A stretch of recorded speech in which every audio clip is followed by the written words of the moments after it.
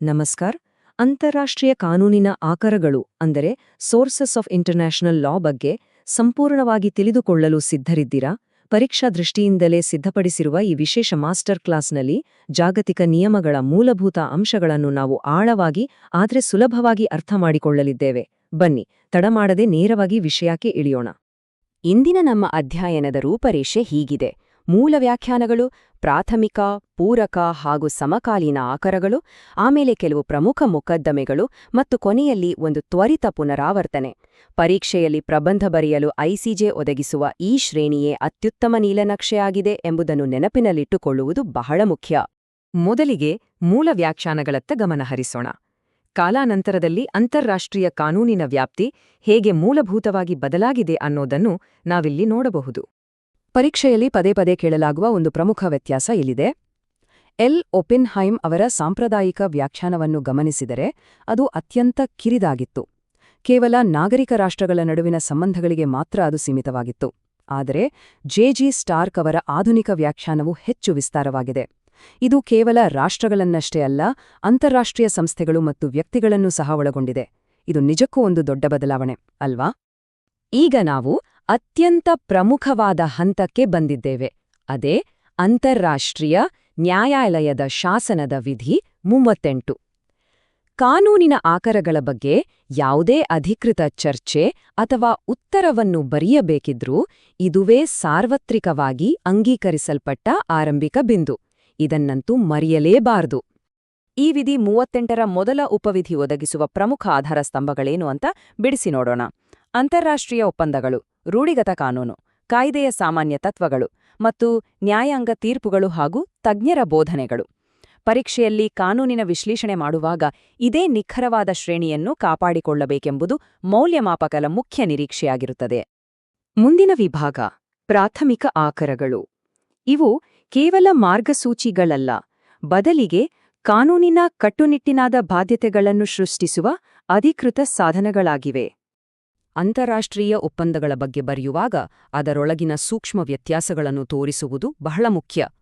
ಕಾನೂನು ರೂಪಿಸುವ ಒಪ್ಪಂದಗಳು ಅಂದರೆ ವಿಶ್ವಸಂಸ್ಥೆಯ ಸನ್ನದಿನಂತಹ ದೊಡ್ಡ ಚೌಕಟ್ಟುಗಳು. ಇವು ಇಡೀ ಜಗತ್ತಿಗೆ ಅನ್ವಯವಾಗುತ್ತವೆ. ಅದಕ್ಕೆ ವ್ಯತಿರಿಕ್ತವಾಗಿ ಒಪ್ಪಂದ ಕರಾರುಗಳು ಕೇವಲ ಎರಡು ರಾಷ್ಟ್ರಗಳ ನಡುವೆ ನಡೆಯುವ ಗಡಿ ಅಥವಾ ವ್ಯಾಪಾರದಂತಹ ದ್ವಿಪಕ್ಷೀಯ ಒಪ್ಪಂದಗಳಾಗಿವೆ.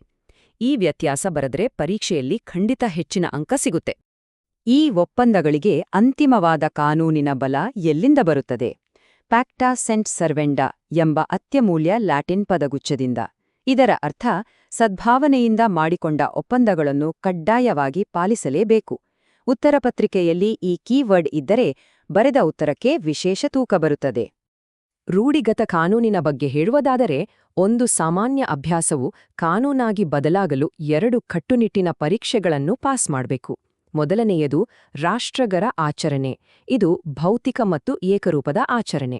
ಎರಡನೆಯದು ಒಪಿನಿಯೋ ಜುರಿಸ್, ಅಂದರೆ ಇದೊಂದು ಕಾನೂನಾತ್ಮಕ ಜವಾಬ್ದಾರಿ ಎಂಬ ನಂಬಿಕೆ. ಈ ಭೌತಿಕ ಆಚರಣೆ ಮತ್ತು ಮಾನಸಿಕ ನಂಬಿಕೆಯ ನಡುವಿನ ವ್ಯತ್ಯಾಸ ಅತ್ಯಂತ ಸ್ಪಷ್ಟವಾಗಿರಬೇಕು. ಇಲ್ಲಿ ಅತ್ಯಂತ ಆಸಕ್ತಿದಾಯಕವಾದ ಅಂಶವೇ ಈ ಒಪಿನಿಯೋ ಜುರಿಸ್. ಬರೀ ಒಂದು ಅಭ್ಯಾಸವನ್ನು ಎಲ್ಲರೂ ಮಾಡುತ್ತಿದ್ದಾರೆ ಎಂದ ಮಾತ್ರಕ್ಕೆ ಅದು ತಾನಾಗಿಯೇ ಕಾನೂನಾಗೋದಿಲ್ಲ. ಬದಲಾಗಿ ನಾವು ಮಾಡುತ್ತಿರುವ ಈ ಆಚರಣೆ ಕಾನೂನಿನ ಪ್ರಕಾರ ಕಡ್ಡಾಯವಾಗಿದೆ ಎಂಬ ಆಳವಾದ ನಂಬಿಕೆ ಇರಲೇಬೇಕು. ಈ ನಂಬಿಕೆ ಇಲ್ಲದಿದ್ರೆ ಜಾಗತಿಕ ಮಟ್ಟದ ಒಂದು ಅಭ್ಯಾಸವು ಎಂದಿಗೂ ಜಾರಿಗೊಳಿಸಬಹುದಾದ ಕಠಿಣ ಕಾನೂನಾಗುವುದಿಲ್ಲ. ಒಂದು ವೇಳೆ ಒಪ್ಪಂದಗಳು ಅಥವಾ ರೂಢಿಗಳು ಲಭ್ಯವಿಲ್ಲದಿದ್ದರೆ ಏನಾಗುತ್ತೆ? ನ್ಯಾಯಾಲಯಗಳ ಕಲಾಪ ಸ್ಥಗಿತಗೊಳ್ಳಬಾರದು, ಹೌದಲ್ವಾ? ಆಗ ಈ ಕಾನೂನಿನ ಸಾಮಾನ್ಯ ತತ್ವಗಳು ನೆರವಿಗೆ ಬರುತ್ತವೆ. ಇವು ದೇಶೀಯ ವ್ಯವಸ್ಥೆಗಳಿಂದ ಪಡೆಯಲಾದ ಅತ್ಯಗತ್ಯ ತತ್ವಗಳು. ಉದಾಹರಣೆಗೆ, ತೀರ್ಪಿನ ಅಂತಿಮತೆಯನ್ನು ಸೂಚಿಸುವ ರೆಸ್ ಜುಡಿಕಾಟಾ, ನ್ಯಾಯಯುತ ವಿಚಾರಣೆಯ ಹಕ್ಕನ್ನು ನೀಡುವ ಆಡಿ ಅಲ್ಟ್ರಮ್ ಪಾರ್ಟೆಮ್ ಮತ್ತು ನಿಲುವಿನಲ್ಲಿ ಸ್ಥಿರತೆಯನ್ನು ಅಪೇಕ್ಷಿಸುವ ಎಸ್ಟೋಪೆಲ್. ಈಗ ಐಸಿಜೆ ಶ್ರೇಣಿಯಲ್ಲಿ ಸ್ವಲ್ಪ ಕೆಳಗೆ ಬರೋಣ. ಪ್ರಾಥಮಿಕ ನಿಯಮಗಳನ್ನು ಅರ್ಥೈಸುವ ಪೂರಕ ಮತ್ತು ಸಮಕಾಲೀನ ಆಕರಗಳ ಬಗ್ಗೆ ತಿಳಿಯೋಣ. ಪರೀಕ್ಷೆಯಲ್ಲಿ ಆಗಾಗ ವಿದ್ಯಾರ್ಥಿಗಳನ್ನು ಗೊಂದಲಕ್ಕೀಡು ಮಾಡುವ ಒಂದು ಅಂಶವನ್ನು ಇಲ್ಲಿ ನಿವಾರಿಸೋಣ. ಅಂತಾರಾಷ್ಟ್ರೀಯ ಕಾನೂನಿನಲ್ಲಿ ಸ್ಟೇರ್ ಡಿಸಿಸಿಸ್ ಅಂದರೆ ಪೂರ್ವ ನಿರ್ದರ್ಶನಗಳನ್ನು ಕಟ್ಟುನಿಟ್ಟಿನಾಗಿ ಪಾಲಿಸುವ ನಿಯಮ ಇಲ್ಲ. ಇದರ ಅರ್ಥ ಐಸಿಜೆಯ ತೀರ್ಪುಗಳು ಅತ್ಯಂತ ಪ್ರಭಾವಶಾಲಿಯಾಗಿದ್ರೂ ಕೇವಲ ಆ ನಿರ್ದಿಷ್ಟ ವಿವಾದದಲ್ಲಿರುವ ಪಕ್ಷಗಳಿಗೆ ಮಾತ್ರ ಅವು ಕಡ್ಡಾಯ. ಉಳಿದವರಿಗೆ ಇದು ಕೇವಲ ಪೂರಕ ಆಕರವಷ್ಟೇ.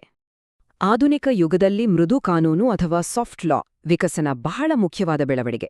ಮೊದಲಿಗೆ ಇವು ಯಾವುದೇ ಕಡ್ಡಾಯವಲ್ಲದ ಕೇವಲ ಮಾರ್ಗಸೂಚಿಗಳಾಗಿ ಪ್ರಾರಂಭವಾಗ್ತವೆ. ಉದಾಹರಣೆಗೆ 1992ರ ರಿಯೋ ಘೋಷಣೆ. ಆದರೆ ಕ್ರಮೇಣ ರಾಷ್ಟ್ರಗಳು ಇವುಗಳನ್ನು ತಮ್ಮ ಆಚರಣೆಗಳಲ್ಲಿ ಅಳವಡಿಸಿಕೊಳ್ಳುತ್ತಾ ಹೋದಂತೆ ಈ ಮೃದು ಸಾಧನಗಳು ನಿಧಾನವಾಗಿ ಕಠಿಣವಾದ ಕಾನೂನುಬದ್ಧ ಜವಾಬ್ದಾರಿಗಳಾಗಿ ಮಾರ್ಪಾಡಾಗುತ್ತವೆ.